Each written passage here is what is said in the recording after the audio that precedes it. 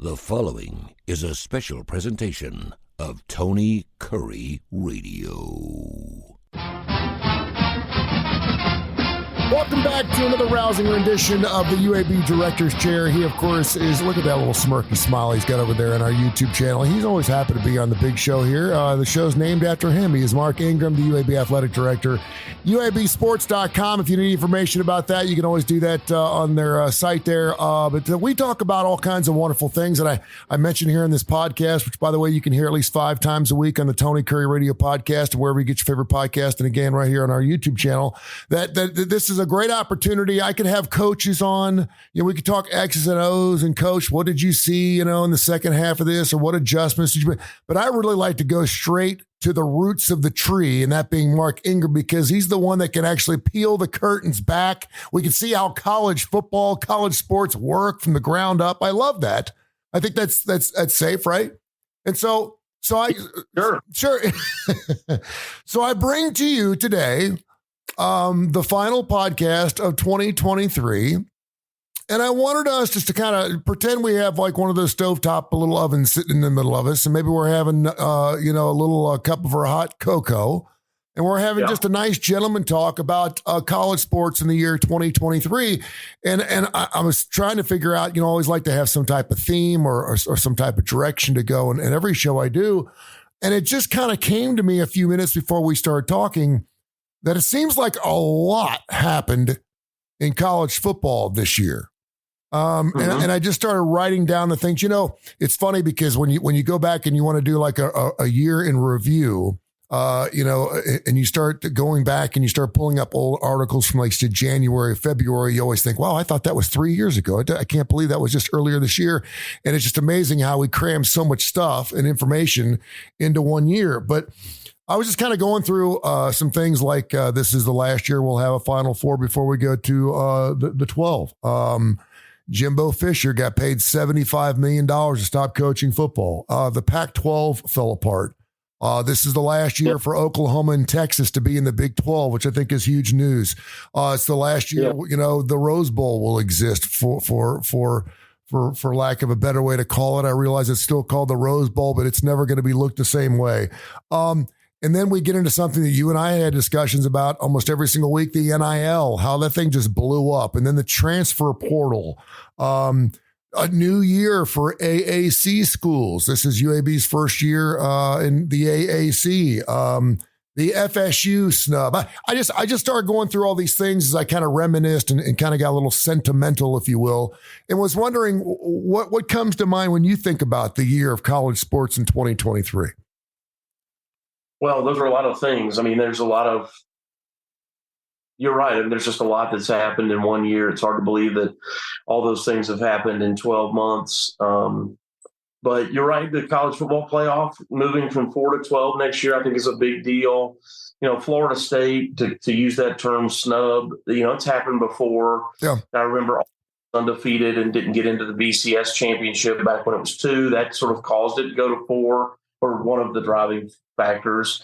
And now Florida State is suing the ACC. I mean, whoever thought of something like that? And it's crazy. We kind of get to the point where you can't do any business unless you get sued. So, you see states suing the NCAA or individuals suing the NCAA over various, monetary rights and things they ought to be in their view entitled to. I don't think any of us are entitled to anything, and death and taxes, Mm-hmm.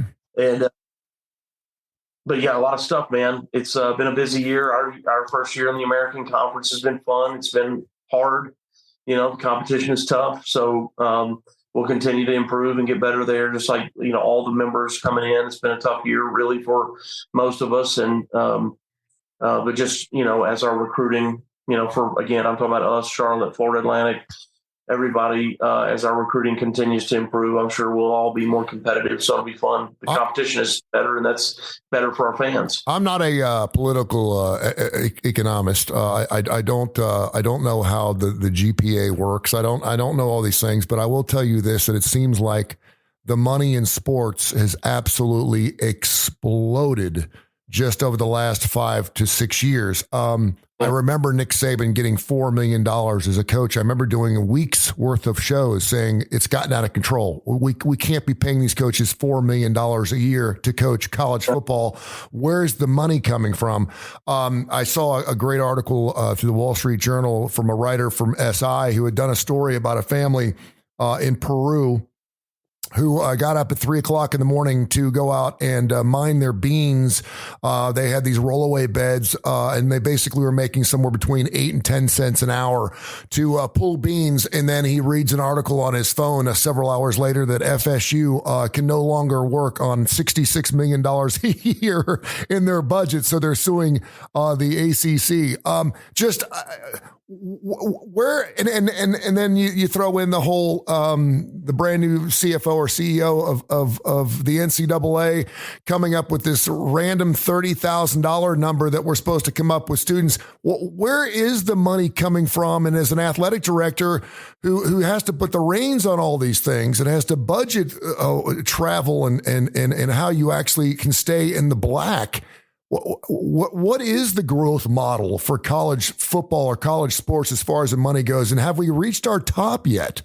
I mean, I see this baseball player, with Ohtani, who's going to be making $1 billion, and he's rich enough that he can even say, "I want to back end that. Just pay me $2 million a year, and I'll take the $700 million at the end." I'm like, it's just crazy. It's just. Meanwhile, you got your average schmo who's still doing pipe fitting for $75,000 a year, trying to figure out how to make ends meet. Is there a message here? Well, it's like this, man. The NCAA worked very hard to create equity in terms of competitive equity. We shrunk the number of scholarships that we could all provide in various sports, mainly football, because you had teams that would, when we had 140 scholarship limit in football in Division I, you'd have a ton of talent sitting on the bench that could otherwise be playing, at other schools. And so dropping that down to 85 was a big deal and really created a lot of competitive equity. And we've done a lot of things in the spirit of true competition until we allowed the autonomy legislation. And it was really just about caving in to some very high profile, loud coaches. And then you get a few ADs out there kind of go, I think this makes some sense. And it was the worst thing we ever did was create the autonomy group, which, fans and media call Power Five. And the reason that's a problem is because it took this room of people and it cut them in half. Mm-hmm. And lower budgeted schools help balance out the mindset of the higher budget schools. And that's when, as soon as that happened, that's when the bigger budget schools would say, well, hey, we want to take our football team to Italy. And when you start doing that, that's when people from the outside start saying, whoa, that money is grotesque. And we're not all able to do that. In fact, very, very few of us are able to do that. But we all get lumped in together. Mm-hmm. And just talking about coaches making, whatever, $10, $12 million. That's not what my coach makes. My coach makes a lot of money, and compared to most jobs is very, very well paid. But it's not that. But we all get kind of lumped in together. And that was the beginning of the end, in my view, of how we've lost control of managing what was really great, which is it's really great when you can see those upsets. That's what makes the Final Four, the NCAA basketball tournament so great, is those upsets. And you had that because you had competitive equity. But now by creating autonomy, what that did was it led to another decision, which is we need to do cost of attendance stipends, which is paying more money. We need to do Alston Awards. We lost a court case when we should have sued the state of California and didn't. So now we're allowed to give another, $6,000. So, think of this. If you were a student of true need and you came to UAB and you got a Pell Grant, and if we were able to afford it, which we're not, but a full Alston Award and a full cost of attendance, you would walk away with about $20,000 in cash every on top of your full athletic scholarship, where we pay for your school, your food, and your housing. $20,000. Tony, my parents gave me $100 a month, and I had to budget. That's what I got. Yep. And so we act like it's not enough, and that's what we can provide from the school. Then there's all this pressure to go out and get this collective, which is just a pay-for-play model, get a collective wrangled up together to pay kids more money. And it's like these people out from the outside saying, finally, these kids can profit from their name, image, and likeness. Man, ain't nobody profiting from their name, image, and likeness. They're just getting paid from a pay-per-play collective. Yeah.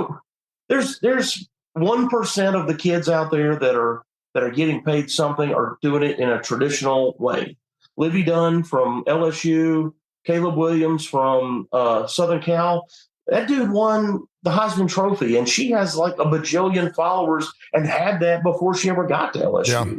Now, so those two individuals are doing it in a traditional way, what it was meant for. Everybody else is just getting paid from this fake operation called a collective that doesn't do any business. So the point that I'm making is, to your question, which is about the money, is it is hard to control now, because it's like that old adage, you're trying to now stuff the toothpaste back in the tube. Yeah. And I guess the question is, after a period of time, when Tiger Woods was playing lights out on golf courses, what happened? We started building more golf courses. When pharmacy got big farm, what happened? We started building pharmacies on every street corner. Eventually, it eats itself from the inside out. We don't have Walgreens and CVS's across the street anymore because one of them had to close. We had to close roughly 67% of our golf courses over the last 5 years because we overgrew. We grew too fast.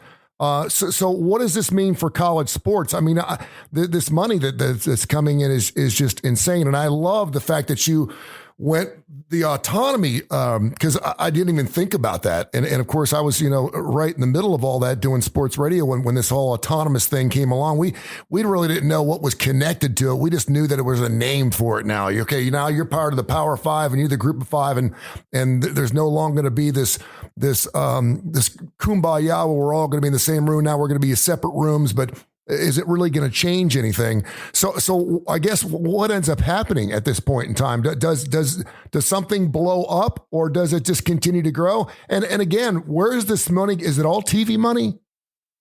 Yeah, and the TV money comes from advertisers.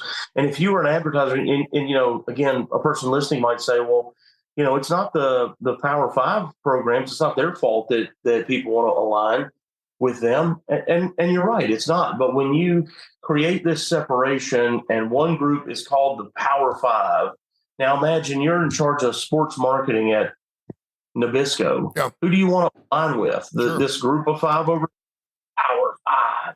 That's what I want to align with. So all the money is going, all the national media money, all the national advertising money goes to those big contracts, which is why those contracts exist. And I will say this, when people like Jay Billis talk, and they talk about the billions and multi-billion-dollar industry that is college athletics, that's like lumping in every school together and every shoe company together and every television deal together as if we all share in all that, which we don't. So it's a poorly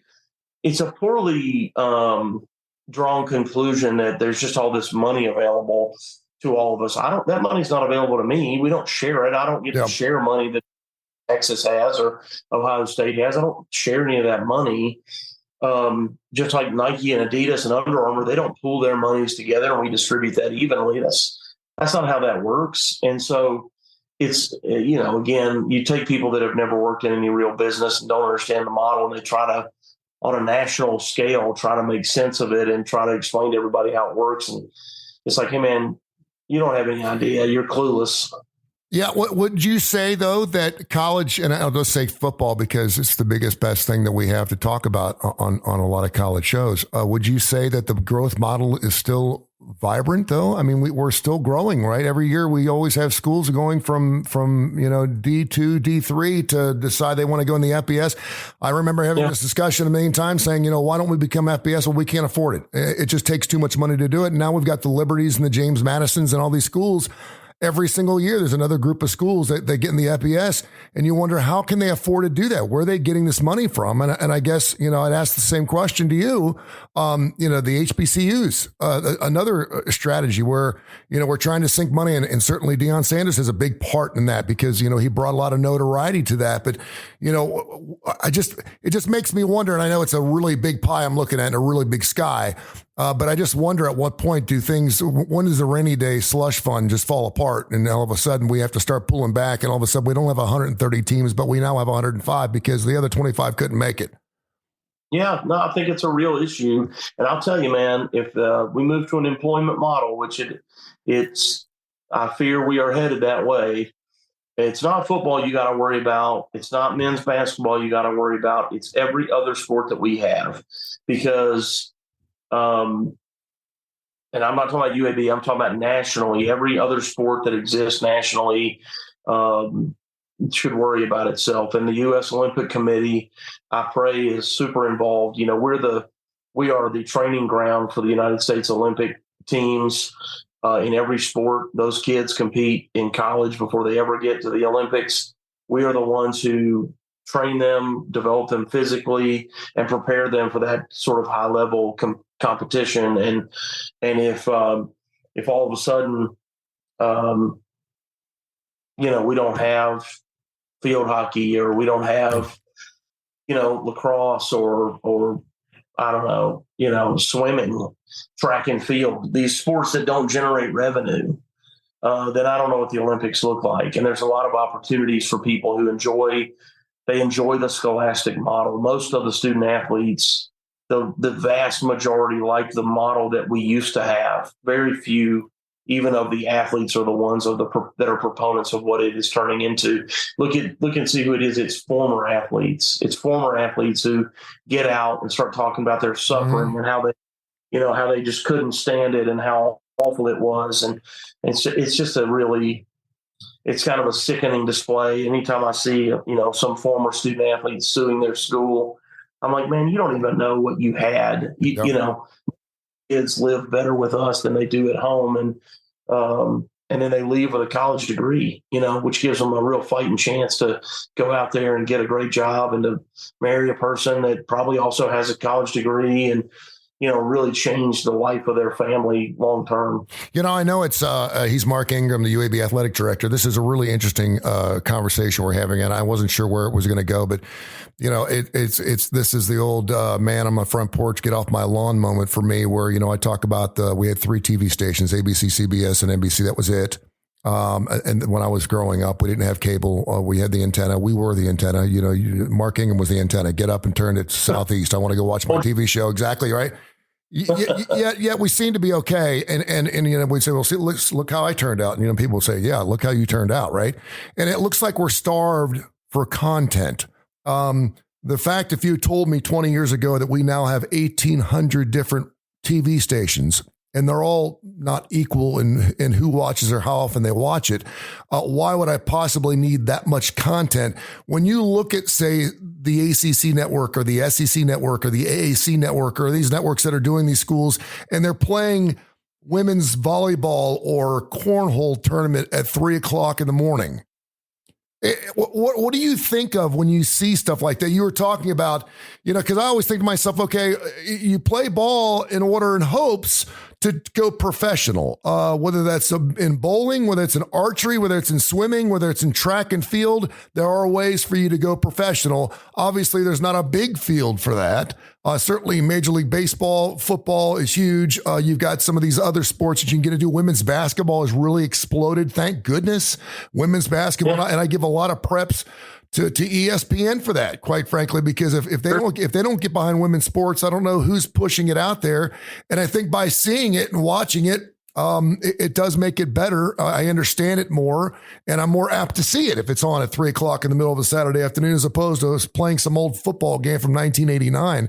But are you kind of amazed or dumbfounded as an athletic director about how much content we have out there and how it continues to grow? Yeah, well, as you were talking about having 3 channels, and we got a 4th one, I think it was Fox, and that was such a big deal. And I remember when cable was run into our neighborhood so that we could have cable television, and and what a huge deal that was. Oh my gosh, we've got cable. Do you have cable yet? We don't have cable. Yeah. And now people can watch, movies through their cell phone. Now you first of all, you have a cell phone, and then you have a device that, can do anything. It's a computer. It's your email, your, social media, you can watch movies on it through Netflix and stuff like that. It's crazy. And, there's a ton of content, but it's almost like people they want more content, but they don't want long content. They want short, compressed content. Yeah. Yeah. Interesting how we absorb all this. And we've talked about this as it relates to stadium design. Like when we were designing Protective Stadium, we looked at Regions Field as a model because who I know looked at a lot of other places, but the ability to walk around the concourse at Protective Stadium, and I could bump into you on the concourse after getting a hot dog or something, and you're getting a soda, and we're standing there, and we can watch the game because we can see the field from the concourse, and there's a little drink rail there, and I can set my drink down or your hot dog and put your mustard on, and we can talk and watch the game at the same time. And people almost don't even go to their seat as much anymore. They just want and see their friends, and because it's a social event, and there's people taking pictures all over the place of each other and themselves, and, with the city in the background and whatever, Topgolf in the background or the press box in the background and field in the background, but doing all that. So they're at the game, but very, very differently than like what you're talking about back when you had rabbit ears and you would maybe go to a game. And we're, my dad, we would go straight to the bathroom, then we go straight to the concession stand, and we go straight to our seat, and we would not move until the game ended. You weren't allowed to move. What are you talking about? Your dad paid for those tickets. You're watching this game. I mean, every bit. And to kind of to bring this thing full circle, I was thinking, I was watching the Duke's Mayo Bowl yesterday, and I was laughing, and I remember, when I got into sports radio about 25 years ago, talking about the Poulin Weed Eater Bowl. And I thought, this is insane. We get the Poulin Weed Eater Bowl, for God's sakes. We would make jokes about it. We're not talking about Delta or Sears or Coca-Cola or Bud. We're not talking about these major advertisers now. We're talking about the Poulin Weed Eater Bowl. And I'm watching the Duke's Mayo Bowl, and my son and I are having a conversation. He's like, do you believe they have a bowl named after a mayonnaise? And I said, well, first of all, yes, I do. And I said, second of all, you have to understand, it's not coming from Duke's. Duke's mayonnaise isn't paying for this. It's the people that make the Duke's mayonnaise, and that may be a Procter and Gamble or a General Electric or one of these bigger companies that wants to go out and say, gee, this year I want to put Pillsbury dough on this bowl game. Or you could have the Oreo bowl. You could have whatever. So it's just a different way of taking that money and channeling it through for branding purposes. And I guess it's a good thing. I guess it's a great thing. I think it is a great thing. I mean, look, man, more competition is fun for me. I think the players love the competition. It is a little sad to see more and more players opting out of their bowl games if they're not in the playoff. I think it's selfish for them to not play with their teammates. I'm thrilled to watch Bo Nix play with Oregon. Really thrilled to see that. Trent Dilfer talks about to our players that one of the most important things for pro scouts is number of snaps played. And, people might say, well, this guy doesn't have to prove himself. Well, playing against different competition, that's high-level competition, proves that you're as good as people think you are. And so, there's always a risk of getting hurt. That they could get hurt stepping off the curb, walking in and out of their practice facility too. And well, God love these kids too, because I know there's a lot of chirping.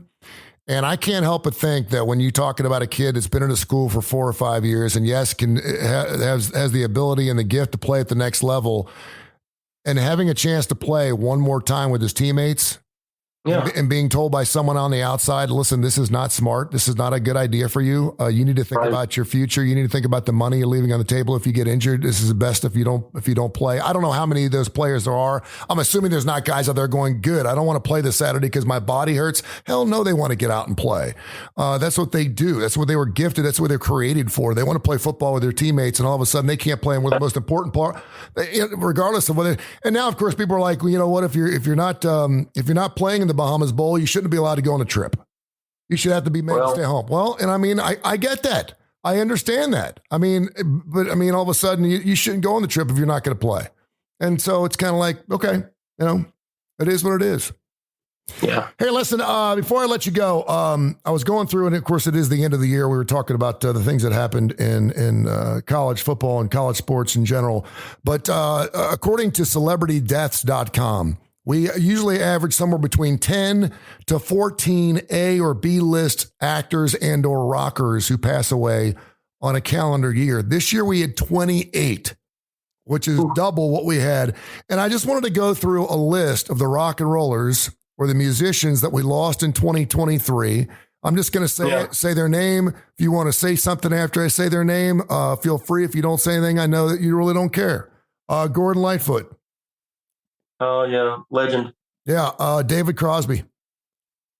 Legend. Jeff Beck. Great player, man. Nobody knows who Jeff Beck is, but he's a fantastic. Isn't it crazy how no one knows who he is? And I mean, he touched so many rock and rollers. I mean, it's incredible. Player, like, sort of a Mozart of his craft. Gary Rosington. Don't know him. Oh, man. Lead guitarist for Leonard Skinner, the last remaining member of the band. I'll pretend I did not hear that. Burt Bacharach. Great songwriter. I mean, wrote like 71 number one hits, but never had a top 40 hit himself, which is kind of crazy. Tony Bennett. Tony Bennett. I hired Tony Bennett to play. Yeah, I hired Tony Bennett to play. I was at the University of Missouri. We were opening up a brand new basketball arena, and we had this black tie event for all the people who gave to the arena project. And we hired Tony Bennett to play for show. God, it was so good. 2004. Yeah, it's almost 20 years ago. Tony Bennett. That was the first event in that arena. That's amazing. Killer. What a great story. Yeah. Tina Turner. Oh, gosh. Tina Turner. I mean, so much energy and such an incredible voice, and really, I think, was such a pioneer for the way that women performed on stage. You know what I mean? With her dancing and how high energy it was. And she was just really beautiful and also in your face, and just an awesome performer. Lisa Marie Presley. Yeah. That's a sad. It really is. And it's funny because you ask people about Lisa Marie Presley, they're like, first of all, she's not a rock and roller. Well, she was. I mean, you look at her dad and who she was married to. It's just unfortunate that you get that response. When you say Lisa Marie Presley, it's kind of like not a surprise. It's kind of like Amy Winehouse. Well, yeah, I guess so. A surgical complication. Yeah. Sad. It really was. Hey, great stuff, my friend. I can't wait to do shows for you in 2024. It's going to be awesome. It's going to be great. I'm looking forward to talk about deaths next time. You want to do that? No, let's not. Well, it's the end of the year. We have to have an end somewhere, man. Hey, let's just hope that when we do this list next year, we don't have 28 of them.